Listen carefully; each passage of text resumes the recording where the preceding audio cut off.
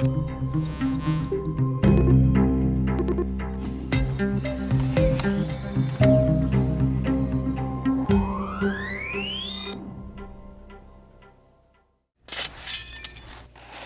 help from an eager platoon of volunteers, Noel and Trish Butler are taking the first steps back on a long road to recovery. The day they lost nearly everything is seared forever in their minds. We did come out here a couple of hours before, maybe even 1 hour before, to collect some more items. Noel wanted to hose everything down again, and you said no. I said no, something doesn't feel right. And I think it was only like an hour later that this all came through. And we are so fortunate that we weren't here, because you would not survive. We'd never got out of here. Before the fire, their now denuded valley looked like this: lush, green, home to some friendly marsupials. Their little patch of paradise, and even more. Noel Butler is a proud Budawang elder, a famous artist, teacher, and practitioner of Aboriginal culture. Their home was also a widely known educational center focused on history and traditions that date back more than 100,000 years. With the fire approaching, they frantically filled this shipping container with artwork, tools, and ancient artifacts, hoping they would be protected. But this is all that survived. Is it kind of hard to fathom it all?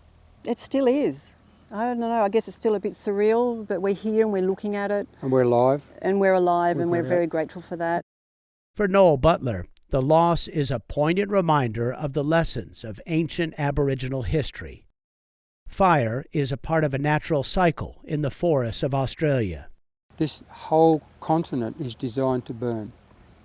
And 80% of our flora needs and benefits from fire to regerminate the seeds, crack the seed pods, or regenerate. His ancestors used that insight to their advantage by setting low-intensity fires, prescribed burns, carefully considered and controlled.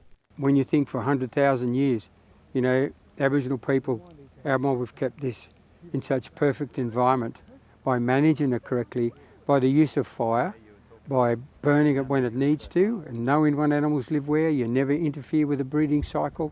As Australia burns this horrible, historic summer, there is much debate about land management or mismanagement. Noel Butler is among those who wonder if a return to the Aboriginal practices might have deprived the megafires of fuel, reducing their intensity. Perhaps. It's not the panacea people are hoping for. The trees all around you have been planted. Mike Clark is a fire ecologist at La Trobe University in Melbourne.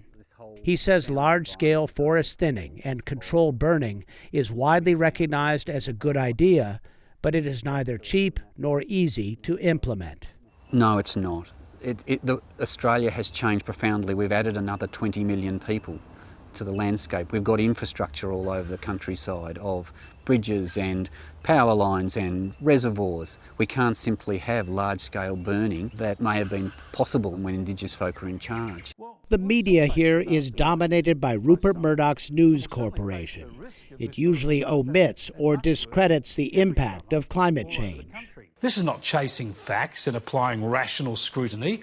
This is an insult to our intelligence. Instead, it focuses on arson statistics and falsely alleges environmentalists are to blame for blocking controlled burning.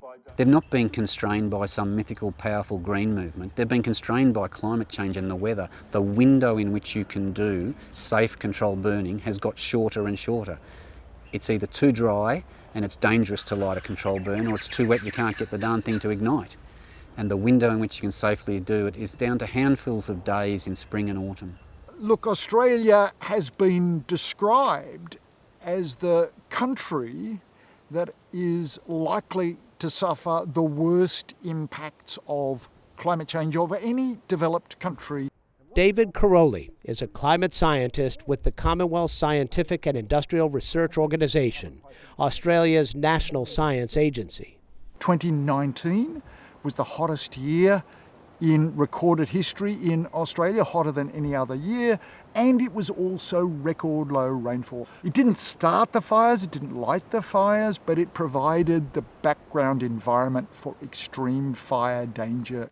Concern that facts like those are not getting enough public attention prompted sociologist David Holmes to find an alternative means of communication: TV weathercasters. And why they are important is because not only are they trusted, but they also are skilled communicators and they have access to a very big audience. You see them every day on your television screens, you get to know them, and they are skilled at talking about climate change.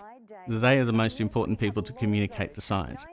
Holmes and his team from the Monash Climate Change Communications Research Hub are developing presentations linking weather events to climate change for 14 Australian weather presenters, reaching a third of the nation so far. Our average daytime temperature for September was 24.9 degrees. This is an increase on the long-term average, which is quite substantial when you look at our top temperature history trend, dated back to 1995. Weathercasters like Paul Higgins of the Australian Broadcasting Corporation say the data alone speaks volumes. We just basically provide evidence-based scientific facts, peer-reviewed scientific facts, and present those to the audience without saying, hey, this is climate change, look what's happening. We just simply show what has happened over the last, say, 50 years, and people can then make up their own minds. It's an important message, and they are convinced this is moving the needle on public opinion. And in this hot, dry, austral summer, filled with inferno after inferno, people are looking for answers while looking for the strength to start over. It certainly is really daunting, and I have had moments where it's not that I don't want to live on this land again here on our property. It's just that whole daunting feeling of how long it's going to take at our stage in our life. But I'm pretty sure that we can bring it back. I don't want to be negative about it. I think that we're positive and we'll build it together. Because we're still here. This is a country on the front lines of the climate emergency.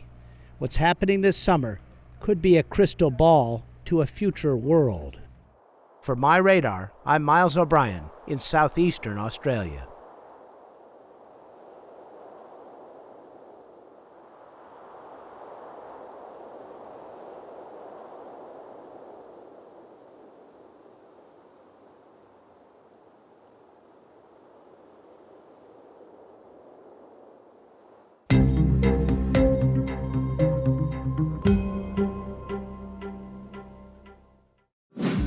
Follow MyRadar on social media: Facebook, Twitter, Instagram, and YouTube. Download MyRadar on iOS, Android, Amazon Alexa, Xbox, and Windows.